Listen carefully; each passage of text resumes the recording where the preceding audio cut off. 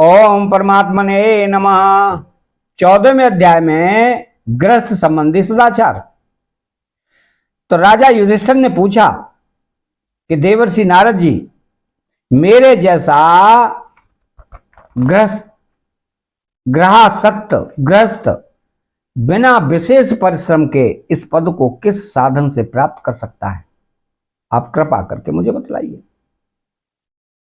नारद जी ने कहा, युधिष्ठिर, मनुष्य गृहस्थाश्रम में रहे और गृहस्थ धर्म के अनुसार सब काम करे, परंतु उन्हें भगवान के प्रति समर्पित कर दे और बड़े बड़े संत महात्माओं की सेवा भी करे। अवकाश के अनुसार विरक्त पुरुषों में निवास करे और बार बार श्रद्धा पूर्वक भगवान के अवतारों की लीला सुधा का पान करता रहे। जैसे स्वप्न टूट जाने पर मनुष्य स्वप्न के संबंधियों से आसक्त नहीं रहता, वैसे ही ज्यों ज्यों सत्संग के द्वारा बुद्धि शुद्ध हो, त्यों ही त्यों शरीर, स्त्री, पुत्र, धन आदि की आसक्ति स्वयं छोड़ता चले। क्यों कि एक न एक दिन ये छूटने वाले ही हैं। बुद्धिमान पुरुष को आवश्यकता के अनुसार ही घर और शरीर की सेवा करनी चाहिए, अधिक नहीं। भीतर से विरक्त रहे और बाहर से रागों के समान लोगों में साधारण मनुष्य जैसा ही व्यवहार कर ले। माता पिता, भाई बंधु, पुत्र मित्र, जाति वाले और दूसरे जो कुछ कहें अथवा जो कुछ चाहें, भीतर से ममता न रखकर उनका अनुमोदन कर दे। बुद्धिमान पुरुष वर्षा आदि के द्वारा होने वाले अन्नादि, पृथ्वी से उत्पन्न होने वाले सुवर्ण आदि अकस्मात प्राप्त होने वाले द्रव्य आदि तथा और सब प्रकार के धन भगवान के ही दिए हुए हैं, ऐसा समझकर प्रारब्ध के अनुसार उनका उपभोग करता हुआ संचय न करे। उन्हें पूर्वोक्त साधु सेवा आदि कर्मों में लगा दे। मनुष्यों का अधिकार केवल उतने ही धन पर है जितने से उनकी भूख मिट जाए। इससे अधिक संपत्ति को जो अपनी मानता है वो चोर है, उसे दंड मिलना चाहिए। हरिण, ऊंट, गधा, बंदर, चूहा, सरीसृप, रेंगकर चलने वाले प्राणी, पक्षी और मक्खी आदि को अपने पुत्र के समान ही समझे। उनमें और पुत्रों में अंतर ही कितना है। गृहस्थ मनुष्यों को भी धर्म, अर्थ और काम के लिए बहुत कष्ट नहीं उठाना चाहिए, बल्कि देश काल और प्रारब्ध के अनुसार जो कुछ मिल जाए उसी से संतोष करना चाहिए। अपनी समस्त भोग सामग्रियों को कुत्ते, पतित और चांडाल पर्यंत सब प्राणियों को यथा योग्य बांटकर ही अपने काम में लाना चाहिए। और तो क्या, अपनी स्त्री को भी, जिसे मनुष्य समझता है कि वो मेरी है, अतिथि आदि की निर्दोष सेवा में नियुक्त रखे। लोग स्त्री के लिए अपने प्राण तक दे डालते हैं, यहां तक अपने माँ बाप और गुरु को भी मार डालते हैं। उस स्त्री पर से जिसने अपनी ममता हटा ली, उसने स्वयं नित्य विजयी भगवान पर भी विजय प्राप्त कर ली है। यह शरीर अंत में कीड़े, विष्ठा, राख की ढेरी होकर रहेगा। कहां तो ये तुच्छ शरीर और इसके लिए इसमें आसक्ति होती है वह स्त्री, और कहां अपनी महिमा से आकाश को भी ढक रखने वाला अनंत आत्मा। गृहस्थ को चाहिए कि प्रारब्ध से प्राप्त और पंच यज्ञ आदि से बचे, अन्न से ही अपना जीवन निर्वाह करे। जो बुद्धिमान पुरुष इसके सिवा किसी वस्तु में स्वत्व नहीं रखते, उन्हें संतों का पद प्राप्त होता है। अपनी वर्णाश्रम विहित वृत्ति के द्वारा प्राप्त सामग्रियों से प्रतिदिन देवता, ऋषि, मनुष्य, भूत और पितृगण का तथा अपने आत्मा का पूजन करना चाहिए। यह एक ही परमेश्वर की भिन्न भिन्न रूपों में आराधना है। यदि अपने को अधिकार आदि यज्ञ के लिए आवश्यक सब वस्तुएं प्राप्त हों तो बड़े बड़े यज्ञ या अग्निहोत्र आदि के द्वारा भगवान की आराधना करनी चाहिए। युधिष्ठिर, वैसे तो समस्त यज्ञों के भोक्ता भगवान ही हैं, परंतु ब्राह्मण के मुख में अर्पित किए हुए हविष्यान्न से उनकी जैसी तृप्ति होती है, वैसी अग्नि के मुख में हवन करने से नहीं। इसलिए ब्राह्मण, देवता, मनुष्य आदि सभी प्राणियों में यथा योग्य उनके उपयुक्त सामग्रियों के द्वारा सबके हृदय में अंतर्यामी रूप से विराजमान भगवान की पूजा करनी चाहिए। इनमें प्रधानता ब्राह्मणों की ही है।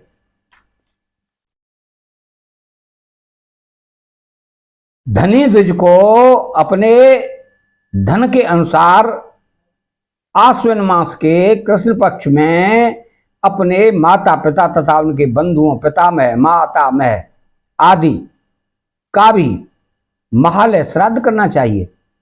इसके सिवा अयन, कर्क तथा मकर को की संक्रांति, विषुव, तुला और मेष की संक्रांति, व्यतिपात, दिनक्षय, चंद्र ग्रहण या सूर्य ग्रहण के समय, द्वादशी के दिन, श्रवण, घनिष्ठा और अनुराधा नक्षत्रों में वैशाख शुक्ला तृतीया, अक्षय तृतीया, कार्तिक शुक्ला नवमी, अक्षय नवमी, अगहन, पौष माह और फागुन, इन 4 महीनों की कृष्णाष्टमी, माघ शुक्ला सप्तमी, माघ की मघा नक्षत्र से युक्त पूर्णिमा और प्रत्येक महीने की वह पूर्णिमा जो अपने मास नक्षत्र चित्रा, विशाखा, ज्येष्ठा आदि से युक्त हो, चाहे चंद्रमा पूर्ण हो या अपूर्ण। द्वादशी तिथि का अनुराधा, श्रवण, उत्तरा फाल्गुनी, उत्तरा बाढ़ा और उत्तरा भाद्रप्रदा के साथ योग एकादशी तिथि का तीनों अंतरा नक्षत्रों से योग अथवा जन्म नक्षत्र या श्रवण नक्षत्र से योग, ये सारे समय पितृगणों का श्राद्ध करने योग्य एवं श्रेष्ठ हैं। ये योग केवल श्राद्ध के लिए ही नहीं, सभी पुण्य कर्मों के लिए उपयोगी हैं। ये कल्याण की साधना के उपयुक्त और शुभ की अभिवृद्धि करने वाले हैं। इन अवसरों पर अपनी पूरी शक्ति लगाकर शुभ कर्म करने चाहिए, इसी में जीवन की सफलता है। इन शुभ संयोगों में जो स्नान, जप, होम, व्रत, देवता और ब्राह्मणों की पूजा की जाती है अथवा जो कुछ देवता, पितर, मनुष्य एवं प्राणियों को समर्पित किया जाता है, उसका फल अक्षय होता है। युधिष्ठिर, इसी प्रकार स्त्री के पुंसवन आदि संतान के जातकर्म आदि तथा अपने यज्ञ, दीक्षा आदि संस्कारों के समय, सबदाह के दिन या वार्षिक श्राद्ध के उपलक्ष्य में अथवा अन्य मांगलिक कर्मों में दान आदि शुभ कर्म करने चाहिए। युधिष्ठिर, अब मैं उन स्थानों का वर्णन करता हूं जो धर्म आदि श्रेय की प्राप्ति कराने वाले हैं। सबसे पवित्र देश वह है जिसमें सत्पात्र मिलते हो, जिनमें सारा चर और अचर जगत स्थित है। उन भगवान की प्रतिमा जिस देश में हो, जहां तप, विद्या एवं दया आदि गुणों से युक्त ब्राह्मणों के परिवार निवास करते हों तथा जहां जहां भगवान की पूजा होती हो और पुराणों में प्रसिद्ध गंगा आदि नदियां हों, वे सभी स्थान परम कल्याणमयी हैं।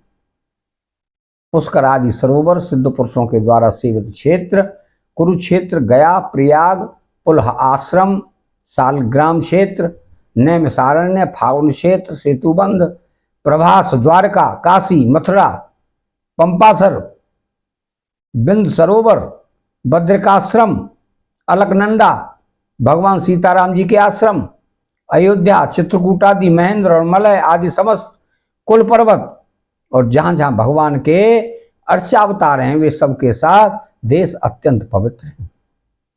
कल्याणकामी पुरुष को बार बार इन देशों का सेवन करना चाहिए। इन स्थानों पर जो पुण्य कर्म किए जाते हैं, मनुष्यों को उनका 1000 गुना फल मिलता है। युधिष्ठिर, पात्र निर्णय के प्रसंग में पात्र के गुणों को जानने वाले विवेकी पुरुषों ने एकमात्र भगवान को ही सत्पात्र बतलाया है। यह चराचर जगत उन्हीं का स्वरूप है। अभी तुम्हारे इसी यज्ञ की बात है।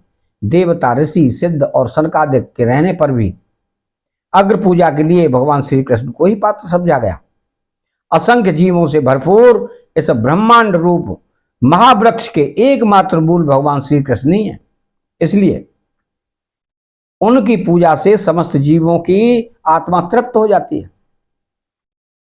उन्होंने मनुष्य, पशु, पक्षी, ऋषि, देवता आदि के शरीर रूप पुरों की रचना की है तथा वे इन पुरों के जीव रूप से शयन भी करते हैं। इसी से उनका एक नाम पुरुष भी है। युधिष्ठिर, एक रस रहते हुए भी भगवान इन मनुष्य आदि शरीरों में उनकी विभिन्नता के कारण न्यूनाधिक रूप से प्रकाशमान हैं। इसलिए पशु पक्षी आदि शरीरों की अपेक्षा मनुष्य ही श्रेष्ठ पात्र है। और मनुष्यों में भी जिसमें भगवान का अंश तप योग आदि जितना ही अधिक पाया जाता है वह उतना ही श्रेष्ठ है। युधिष्ठिर, त्रेता आदि युगों में जब विद्वानों ने देखा कि मनुष्य परस्पर एक दूसरे का अपमान आदि करते हैं, तब उन लोगों ने उपासना की सिद्धि के लिए भगवान की प्रतिमा की प्रतिष्ठा की। तभी से कितने ही लोग बड़ी श्रद्धा और सामग्री से प्रतिमा में ही भगवान की पूजा करते हैं, पर जो मनुष्य से द्वेष करते हैं उन्हें प्रतिमा की उपासना करने पर भी सिद्धि नहीं मिल सकती।